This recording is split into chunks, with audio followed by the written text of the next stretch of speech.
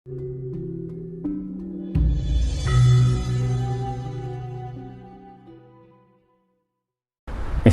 kendaraan ini atas nama siapa? Masih panjang, banyak prosesnya. Iya. Nah, manusia kok nggak punya hitungan itu terus gimana? Terus hidup ini mau pakai apa? Ini termasuk ajaran apa ya? Walaupun ini ekstrakurikuler, Mas, tapi ini termasuk pelajaran, termasuk spiritual juga.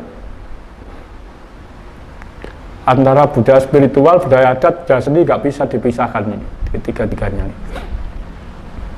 Ya kan sampai ada selamatan. Kalau orang Jawa kan gitu.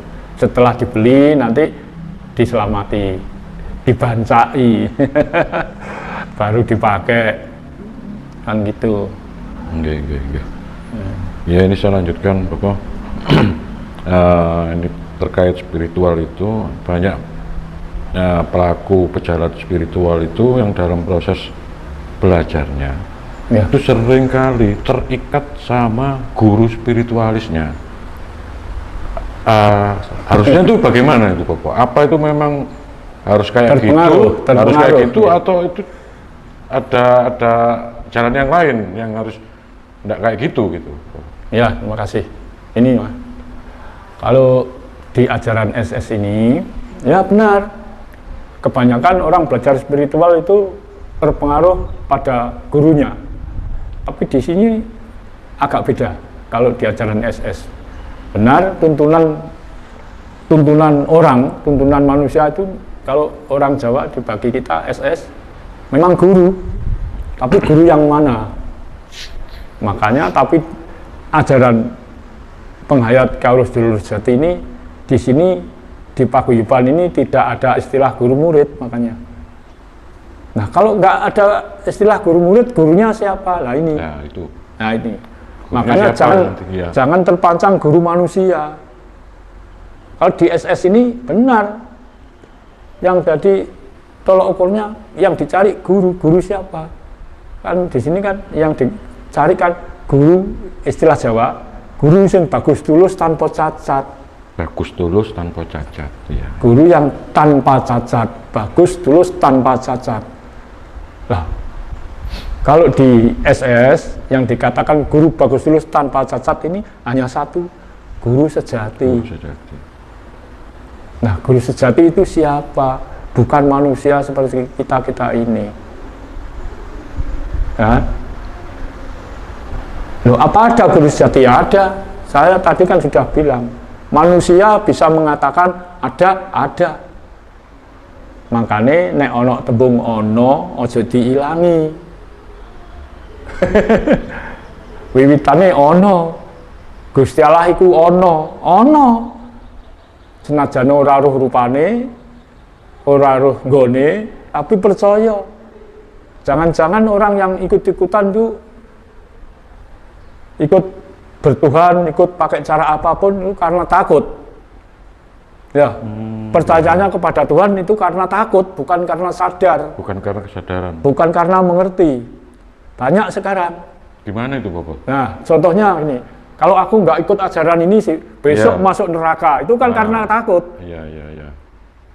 Kalau saya nggak pakai coro-coro ini, nggak bisa masuk surga lah. Itu kan karena takut. Ditakut-takuti. Nah, sebetulnya surga itu apa? Di mana, miliknya siapa? Banyak loh, Mas. Banyak nih. Gue nek gak nganggo corong ini, wah, sok cemplung neraka gitu. Nah, Lah, padahal Tuhan itu adil, makanya manusia di hadapan Tuhan itu sama. Gak ada manusia yang istimewa. Kalau Tuhan mengistimewakan seseorang berarti tidak adil. Wis wong Arab tak gani pinter, wong Jawa tak gani bodoh. Ben dadi budake wong Arab wae. Kan gak adil itu. nggak adil. Nggak adil. Wis wong Inggris tak gani pinter, wong Jepang tak gani pinter, wong Indonesia ben bodoh ae. Kan nggak adil. Nggak adil, ya. Lah makanya bodoh lan pinter, pandai dan bodohnya manusia tinggal manusianya sendiri. Berani nggak menatap ke depan? mengatakan yang iya, yang tidak. Maksud Tuhan itu kan kembali lagi, apa-apa dari katanya tinggal kehendak Tuhan loh. Ada orang bodoh masuk kehendak Tuhan. Masuk Tuhan itu mengendaki orang Jawa itu harus bodoh, orang Indonesia itu harus bodoh. Kan enggak toh? Enggak. Orang Amerika pinter. Iya. Orang Indonesia kan boleh pinter. Ya boleh. Lah. Orang Eropa, orang Arab pinter-pinter. Orang Indonesia masa nggak boleh pinter? Boleh. Makanya jangan bodoh. Biar tidak dibodohi terus. Loh kita nih loh di Indonesia tidak mengembangkan budaya Indonesia. Yang dibudayakan budaya Arab. Kalau tidak mau mengembangkan budaya Arab, besok masuk neraka lu. Ini kan bodoh kita. Tapi laku keras itu. Lah, saat ini berlaku. Loh. Masuk kalau sudah bodoh itu kan salah toh. Masuk kalau sudah tahu salah mau diikuti. Coba ayo pakai akal sehat. Iya. Masa orang kalau nggak pakai cara Arab masuk neraka? Iya. Loh, gimana masuk Tuhan itu nggak tahu cara Indonesia? Tahu toh. Lah, makanya ini tinggal manusianya lagi. Nah, ketika membangun kesadaran masa ditakut-takuti? Lah, itu kan banyak pengikutnya. Kesadaran murni berarti Bapak ya. Lah, itu kan bukan karena sadar, karena takut. Karena takut. Sampai orang mati pun. Paksaan juga itu Bapak. Iya, paksakan tapi maksa itu tidak harus secara keras. Maksa orang itu, ya, maksa orang pakai akal halus, politik, pakai cara yang halus. Biar kita ini menekan orang tidak terasa ditekan orangnya, kan gitu. Sampai orang mati saja kerandanya dipakai kudung ini, ditulisi Arab. Sama saja itu kan bodohi Tuhan itu. Maksud Tuhan bisa diseladur, dibodohi. Ini orang Arab. Ya enggak toh. Iya. Di masa kecil saya orang mati ya sudah kerandanya ditutup.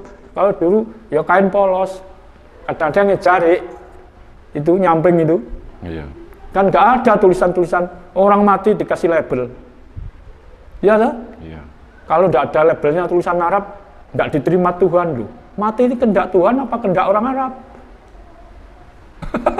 Jangan bodoh kita sebagai bangsa Indonesia. Indonesia loh. Berapa puluh suku Indonesia. Tapi nggak ada WN ini suku Arab nggak ada. Tapi budaya Arab lah yang berkembang. Kenapa? Karena kita bodoh. Ya toh? Iya, suku Dayak, suku Indi, suku Atmat, suku Padang, suku Osing, nggak ada WN ini suku Arab, tapi budaya Arab yang berkembang di Indonesia. Iya. Karena apa? Ya karena kita ini bodoh, masih bodoh. Kalau sudah dibilang menuju zaman terang benerang bagi siapa? Ya bagi Arab, bagi Indonesia gelap gulita. Iya. Iya toh? Bagi Nusantara masih bagi Nusantara gelap ini. Saat ini bangsa kita levelnya paling rendah, bangsa terbodoh sedunia. Karena apa? Punya tidak bisa pakai. Punya lo tidak ngerti. Karena apa? Tidak pernah melajari apa yang kita punya. Yang dipelajari miliknya orang asing. Jangan bangga dulu kita punya kapal terbang, punya jalan tol, punya pabrik-pabrik. Jangan bangga dulu. Itu kalau kita sudah tinggal dunia tidak dibawa. Ya kan? Iya. Mari kita berdiri di kaki sendiri. Ini. Kita Indonesia, tetap Indonesia. Kembali Nusantara, ke jati diri kita. Nah, Nusantara tetap Nusantara. Balik ke jati diri. Oh, jati dirinya saja nggak menemukan. Nggak tahu ya.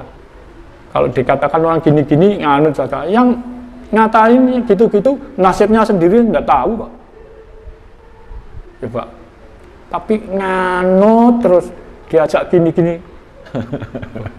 Ya karena takut tadi. Ya karena takut itu, ditakut-takuti lah. Iya. Karena apa? Orang kok ditakut-takuti takut karena bodoh. Kalau orangnya ngerti ya nggak takut. Sudah ngerti apa adanya kok. Mosok Tuhan membuat kita bangsa Indonesia bangsa yang terbodoh. Ya enggak. Ya karena kita sendiri yang bodoh nggak mau belajar. Orang bodoh itu lemah, takut-takuti sedikit sudah takut sudah. Ya, mari kita cari kebenaran yang benar. sebenar-benarnya, kebenaran sejati. Ya. Orang Jawa bilang benar itu, letak kebenaran itu dikatakan sejati. Jadi sejati benarnya itu benar. Benarnya kebenaran. Ya, terima kasih. Monggo. Terima kasih, Bopo. Ini selanjutnya, kemarin itu saya banyak melihat juga pelaku spiritual itu mulai berangkatnya itu ternyata dari keterpurukan masalah ekonomi, keuangan, karena bangkrut, karena nggak punya uang, ingin belajar spiritual, tujuannya nanti biar bisa naik ekonominya. Bagaimana menurut Mbah Harjo itu? Makanya tadi dan saya sudah bilang, manusia hidup lo yang dibutuhkan apa? Mencari kan karena butuh. Kalau nggak butuh, nggak mencari toh. Nah, itu tadi belajar di spiritual memang tidak hanya satu arah, bukan karena ingin mengerti, bukan karena ingin belajar sesungguhnya. Banyak juga dari orang yang bangkrut, yang pedot itu. Seandainya tidak begitu, nggak mungkin beliau mau belajar. Nah, kira-kira aja jalan itulah yang bisa membuat beliau sadar. Jadi kalau bagi saya memang berat belajar spiritual, harus punya tujuan pokok, percaya. Kalau saya gini, istilah Jawa, ojo pisan-pisan getuni urusan dunia. Mergo urusan dunia ya mau kanggo no alam dunia. Jangan memberatkan harta, benda, kekayaan apapun di dunia. Karena harta, kekayaan di dunia hanya di dunia. Sampai jabatan, sampai itu tadi, keistimewaan itu hanya di dunia. Setelah itu kembali di pangkuan Tuhan, di hadapan Tuhan, manusia sedunia sama. Semua itu ditinggalkan, Bapak ya? Semua ditinggalkan, hanya ceritanya saja. Makanya kalau masih hidup, berperilakulah yang menjadi suri teladan. Menjadilah orang yang benar dan baik. Iya, okay. Terima kasih. Kita juga mengetahui dalam ilmu Jawa itu ada tataran ilmu kasampurnaning urip dalam konsep ilmu Jawa. Apa seperti orang yang punya kemampuan bisa menyembuhkan orang, terus ada yang bisa berkomunikasi dengan leluhur, dengan bangsa ini itu, apa itu termasuk yang dinamakan ajaran kasampurnan, Bapak? Mungkin bisa dijelaskan. Yang dikatakan sempurna itu kan dipandang dari mana saja, tidak ada salahnya, tidak ada cacatnya. Betul. Kalau manusia saja sedunia tidak ada yang sempurna, hanya Tuhanlah yang sempurna. Tidak ada manusia tidak punya kelemahan, tidak ada. Walaupun punya kelebihan bagaimanapun, manusia tetap punya kelemahan. Kekurangan. Iya. Lah, nyampe bahwa manusia bisa bicara dengan leluhur, dengan makhluk lain. Itu kan karena belajar. Betul. Kalau nggak belajar ya nggak bisa. Apa semudah itu? Nah, kalau belajar 1 bulan, 2 bulan, sudah kira-kira sudah merasa bosan, pindah lagi loh. Terus apa yang akan didapatkan? Kepercayaan diri aja nggak punya. Kalau kepercayaan diri nggak punya, terus kepercayaan yang dengan makhluk lain gimana? Nggak, malah sulit mendapatkan. Kita bicara itu jauh dari sempurna kalau malah kalau percaya ke makhluk yang lain, Bapak. Nah, yang dikatakan sempurna itu misalnya sempurnanya manusia aja. Iya. Kok diberi bisa bicara dengan makhluk lain, itu anugerah juga ya, karena rajin belajar. Tapi ada ini pembawaan dari sejak lahir ada yang gini, tapi hanya tahu saja. Ini yang dinamakan indigo. Indigo itu pembawaan sejak kecil, sejak lahir indigo, tapi hanya tahu aja dia. Kalau ada makhluk ini lewat aja, kalau di situ ada yang menempati ada, itu tahu dia. Tapi hanya tahu, nggak bisa beliau bicara dengan itu, nggak bisa. Itu indigo. Kalau ingin lebih dalam melajari, kalau sudah tahu, mau ingin belajar gimana caranya konsultasi dengan makhluk lainnya, perlu belajar lagi. Belajar lagi. Nah itu aja ya, apa ya, arahnya pro kontra. Ada yang mengatakan kalau bisa bicara makhluk lain, ada yang mengatakan apa ya, syirik atau apa, tidak boleh, musyrik dan lain sebagainya. Ada yang mengatakan boleh, sah, itu kehendak Tuhan lah, kan kembali lagi toh. Makanya jelek atau baik jangan ditebang sama rata. Kok terus dianggap kehendak Tuhan itu gimana nanti? Manusia nggak belajar. Menjadi orang melarat sudah kehendak Tuhan, ya sudah. Kan enggak berusaha ingin bangkit. Menjadi orang kaya kehendak Tuhan loh. Iya, Tuhan mengendaki, tapi kalau manusia berusaha kan kalau sudah, cuma di rumah saja pengen kaya, wah itu patut dipertanyakan Bobo ya. Nah, di rumah saja kok nggak pernah kemana-mana kok kaya, pasti ada jalan lain. Di rumah saja didatangi orang. Ya bisa jadi. Juga bisa jadi didatangi orang karena apa? Bisa jadi. Mempunyai kelebihan apa? Ya nggak mungkin. Kalau nggak punya kelebihan, nggak ada yang ditanyakan, ya nggak mungkin didatangi orang. Ngapain datang jatuh jauh? Nah, gitu loh, Mas. Kita ini kesana kemari, Pulau Jawa sampai ujung timur sampai ujung barat ini ya apa? Belajar. Ini juga belajar.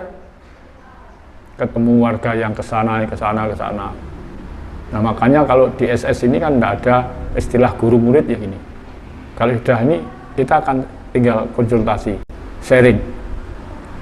Sebetulnya apa atau ini? Terus bagaimana caranya mendapatkan ini? Kan gitu. Kan saya nggak ngajarin apa-apa toh. Saya aja hanya memberikan ini kuncinya. Cari sendiri. Kalau gitu, kalau ingin kaya, saya akan lebih kaya dari warga-warga lain. Kalau tujuannya hanya ingin kaya aja.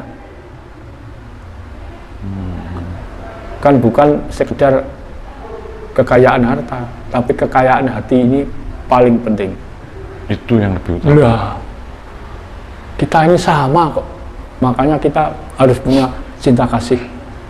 Banyak leluhur-leluhur kita yang terjebak karena dunia. Kan godaan dunia kan ada 3.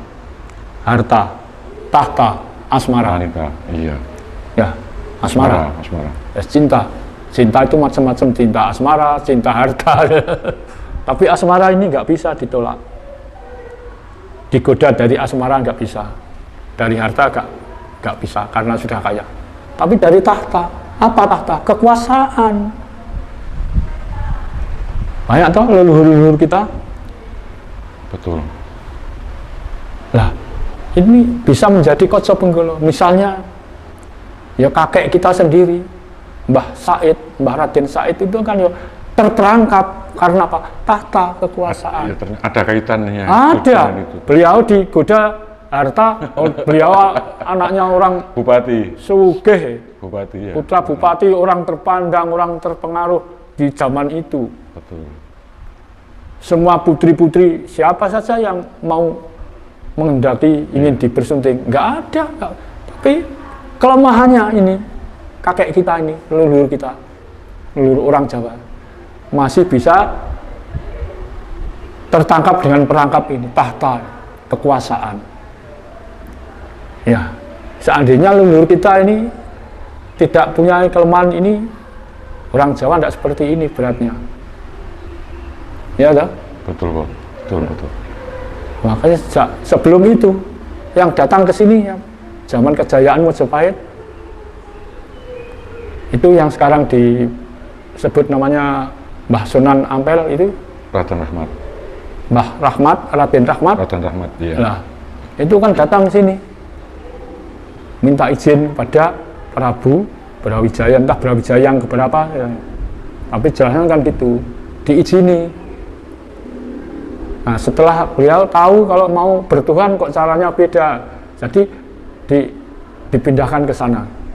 Loh, kalau bertuhan kok apa bengok-bengok ini, teriak-teriak, panggil-panggil Tuhan. Iya, iya. Nah, kan orang Jawa dulu kan enggak. Sampai sekarang orang Jawa kalau bertuhan kan cukup diem aja, Iya. tak gini. Kalau sudah punya kunci ya paling tak buka kunci, nah langsung. Kan beda dengan budaya dari sana. Beda. Ya. Setelah itu beliau, oh kalau gini kan ganggu saya, coba saya tempatkan di sana. Cara Jawane, taklih nih kan.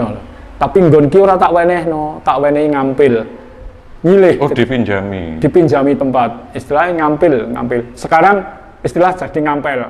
Ini saka tembung ngampil. Ngampil ki nyilih.